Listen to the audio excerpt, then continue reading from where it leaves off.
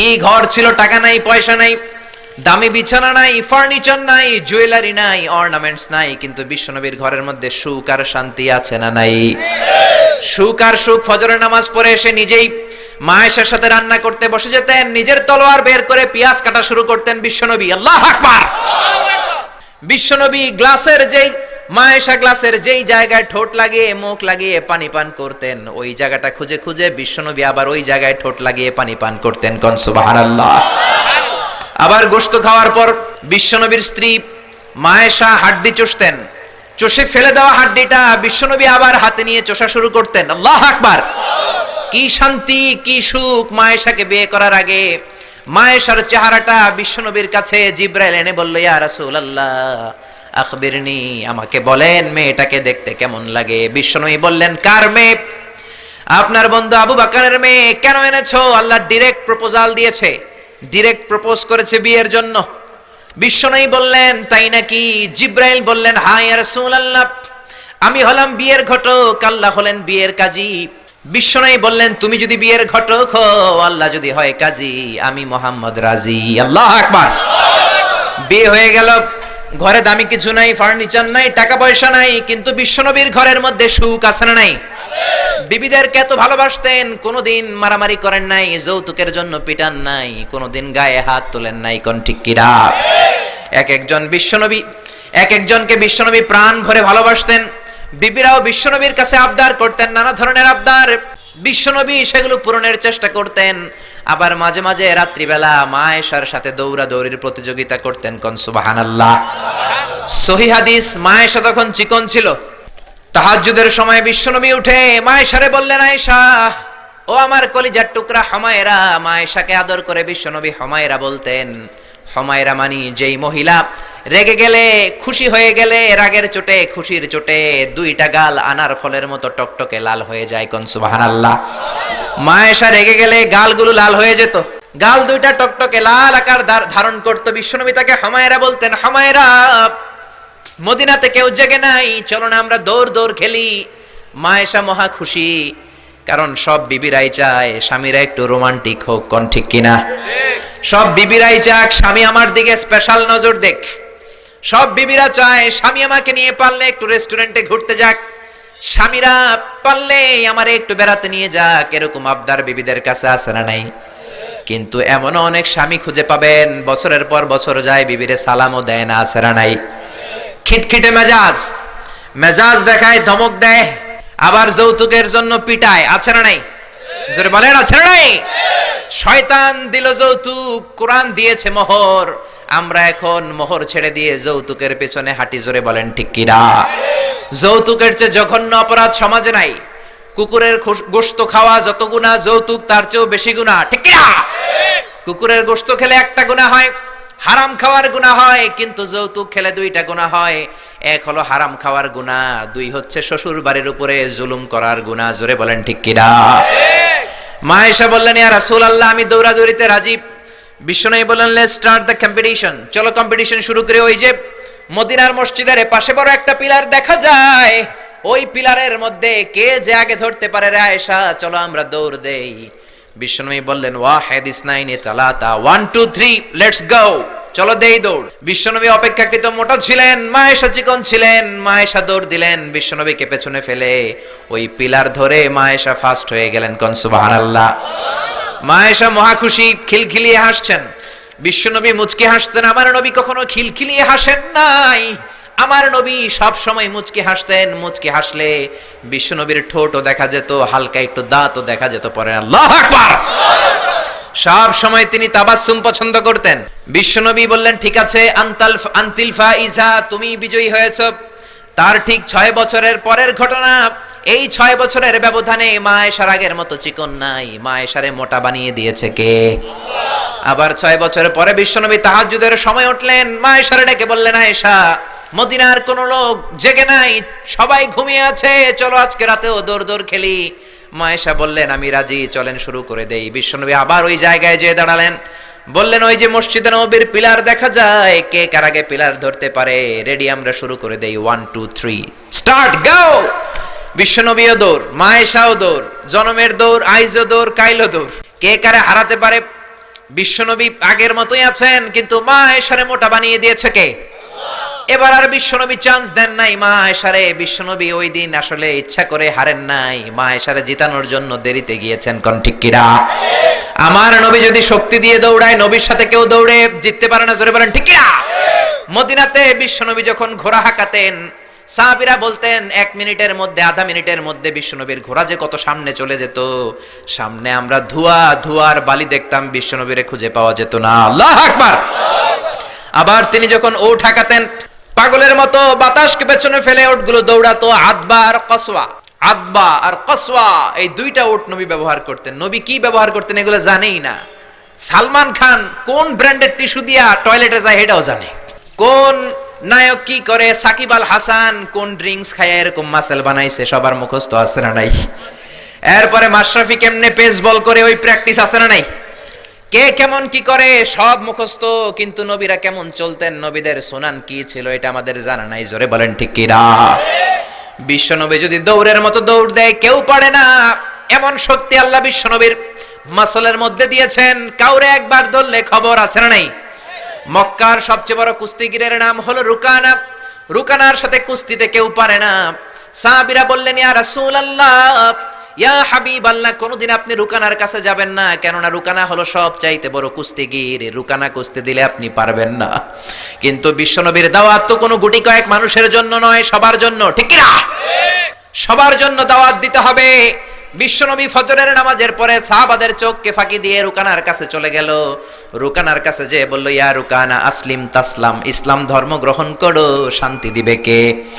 রুকানা বলে, ধর্ম গ্রহণ করব না, একটা শর্তে করতে পারি, কুস্তিতে মুসারাআতে যদি আমাকে হারাতে পারো, আমাকে যদি কুস্তি খেলে হারিয়ে দিতে পারো, তাহলে আমি কালিমা পড়ে নেব। বিশ্বনবী বললেন, আমি তো কুস্তি লাগি না, আমি কাউরে মারি না, তবে জাহান্নামের মাইর থেকে বাঁচানোর জন্য আমি এসেছি। বলেন ঠিক কি না? রুকানা বলে, না না, আমি রাজি হব না, আমাকে হারিয়ে দিতে পারলে তবেই আমি কালিমা পড়তে রাজি।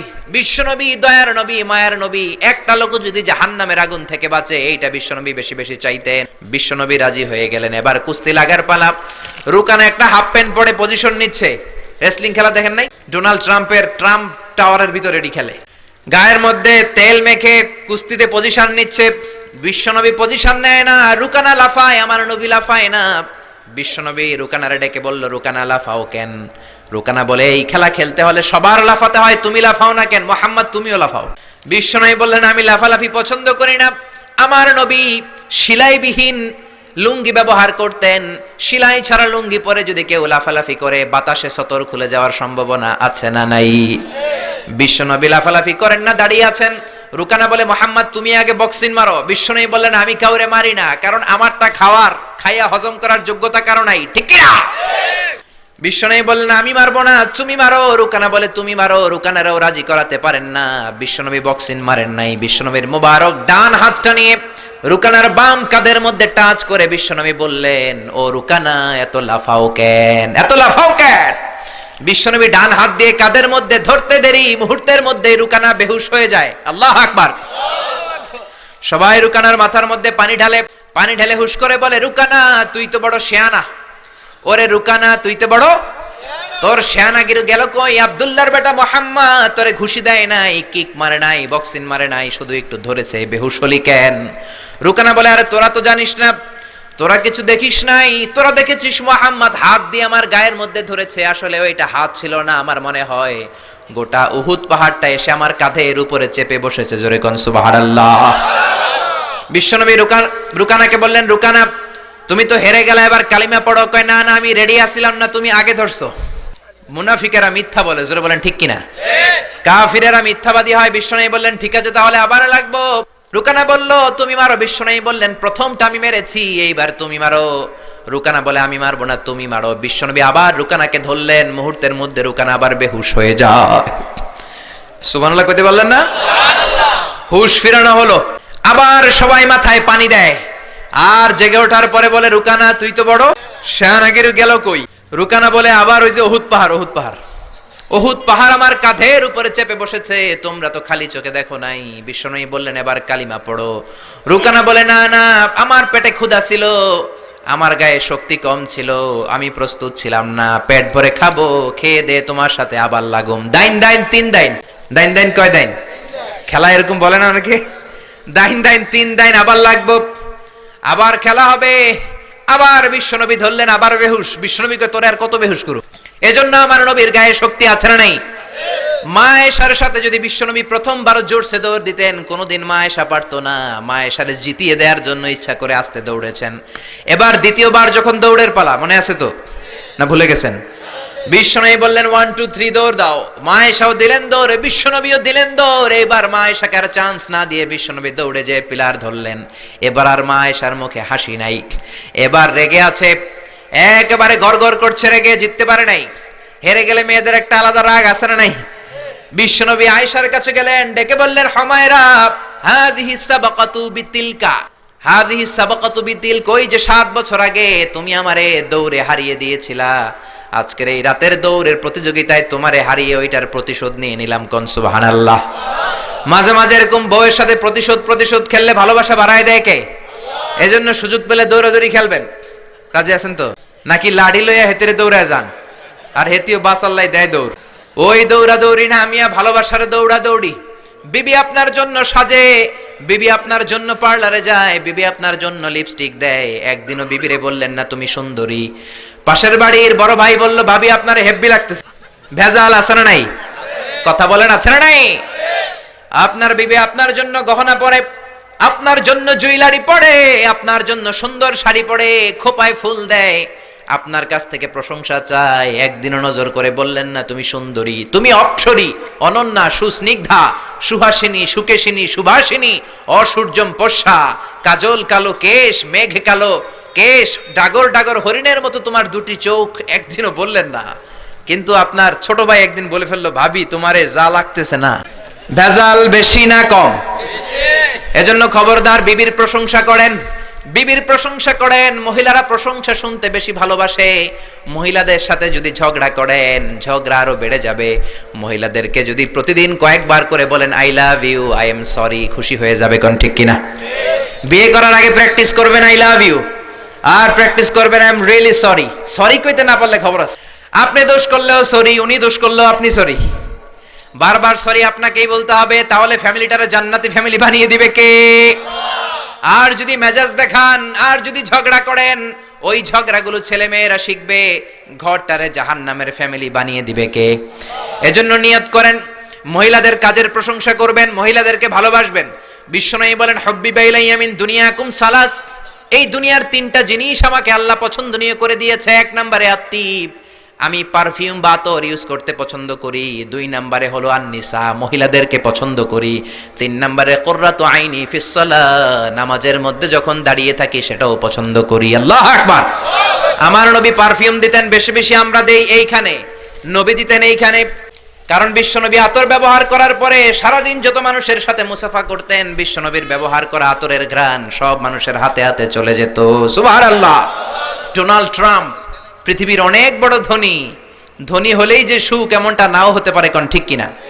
টাইমস ম্যাগাজিনের রিপোর্ট অনুযায়ী ডোনাল্ড ট্রাম্পের সম্পদের পরিমাণ হচ্ছে 3.4 বিলিয়ন ইউএস ডলার। সে হচ্ছে মাল্টি বিলিয়নিয়ার, 324 নাম্বার ধনী পৃথিবীর। এত সম্পদ আল্লাহ তারে দিয়েছে। রিয়েল এস্টেটের বিজনেস দিয়ে সে এত বড় ধনী হয়েছে। ডলার দিয়ে সে সব ভোট কিনে নিয়েছে। জোরে বলেন ঠিক কিনা? হাজার হাজার কোটি টাকার মালিক। Trump Tower, Trump Taj Mahal, Trump Hotel, অভাব নাই। ট্রাম্প হোটেল একটা তার আছে, প্রায় 50-60 তলা। ওই হোটেলের যতগুলা জানলা আছে সবগুলা জানালা 24 ক্যারেটের গোল্ড দিয়ে বানানো। জোরে কোন নাউযুবিল্লাহ। এরকম সম্পদের পাহাড় করেছে। কিন্তু সম্পদের পাহাড় করলেই তোমার সব কথার সাথে আমরা একমত নই। নির্বাচনে জেতার আগে সে ঘোষণা দিয়েছিল মুসলিম ইমিগ্রেন্টদেরকে সে দেশ থেকে বের করে দিবে। জোরে কোন ঠিক কিনা? নিজের ইতিহাসকে সে ভুলে গিয়েছে, মুসলমানদেরকে খেদায় দিতে চায়। ডোনাল্ড ট্রাম্পের বাপ দাদা কিন্তু আসল আমেরিকান নয়। ওর বাবা এসেছে জার্মানি থেকে, ওর বাবা হচ্ছে জার্মান, মা হচ্ছে স্কটিশ, স্কটল্যান্ড থেকে এসেছে। আপনারা জানেন জার্মানি হচ্ছে ইউনাইটেড স্টেটস অফ আমেরিকা থেকে 8000 কিলোমিটার দূরে। তোর বাবা এসেছে 8000 কিলোমিটার দূর থেকে আমেরিকায়, মা এসেছে স্কটল্যান্ড থেকে আমেরিকায়। মুসলমানদেরকে খেদানোর জন্য তোর চুলকানি বাড়ছে। জোরে কোন ঠিক কিনা? এজন্য এসব কথা বলো না। নিজের দেশের জনগণের সেবা শুরু করে দাও, সাইয়েদনা ওমর ফারুকের জীবনী পড়া শুরু করে দাও। বিশ্বনবীর জীবনী পড়ে যদি আমেরিকার 4টা বছর কাটাও, তোমার জীবনটারে সুন্দর করে দিবে কে? আবার মুসলমানদেরকে সন্ত্রাসী উপাধি দেওয়ার জন্য সে সেরা। এক একটা বড় মুনাফিক, এক একটা আমেরিকার প্রেসিডেন্ট। বিল ক্লিনটন ছিল এক মুনাফিক, তারপরে এসেছে জর্জ ডব্লিউ বুশ, আরেক বড় মুনাফিক। এরপরে গত টার্মে এসেছে বারাক ওবামা। ওর একটা প্রোগ্রামে আমি নিজেও ছিলাম। ও যে কত বড় মুনাফিক কল্পনাও করতে পারবেন না।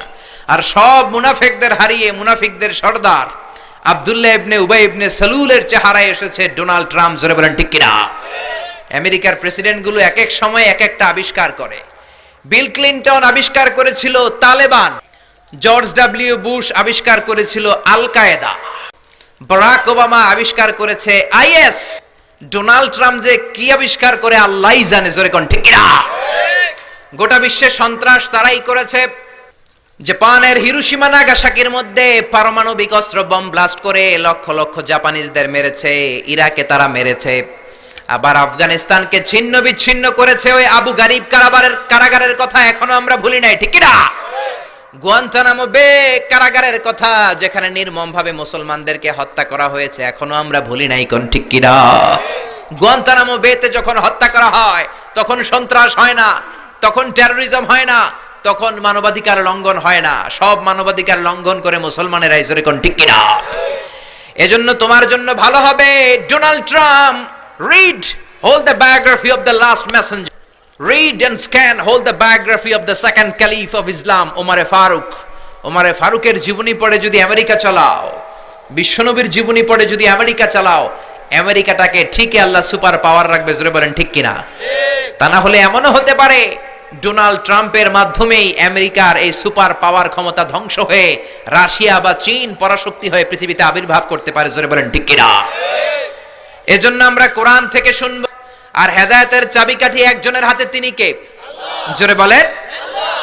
আল্লাহ বললেন ইন্নাকা লা তাহদি মান আহবাবতা ওয়ালাকিন্নাল্লাহা ইয়াহদি মান ইয়াশা। ও নবী, আপনি চাইলে হেদায়েত দিতে পারবেন না। হেদায়েতের ক্ষমতা আমি আপনারে দেই নাই, হেদায়েতের মালিক আপনারে বানাই নাই। হেদায়েত একজন করেন, তিনি কে? আল্লাহ। এই জমিনে অনেক নবী ছিল। বাবা ছিল নবী, ছেলের হেদায়েত করতে পারে নাই। ছেলে ছিল নবী, বাবার হেদায়েত করতে পারে নাই। স্বামী ছিল নবী, বিবির হেদায়েত করতে পারে নাই। এই জমিনে অনেক বিবি ছিল আল্লাহর প্রিয় বান্দি, স্বামীর হেদায়েত করতে পারে নাই, কোন ঠিক কিনা? সাইয়েদনা ইব্রাহিম আলাইহিস সালাম, তিনি ছিলেন নবী, উলুল আজমি মিনার রাসূল, জালিল কাদার পয়গম্বর। তার বাবা আজহার ছিল কট্টর কাফের মুশরিক ছিল।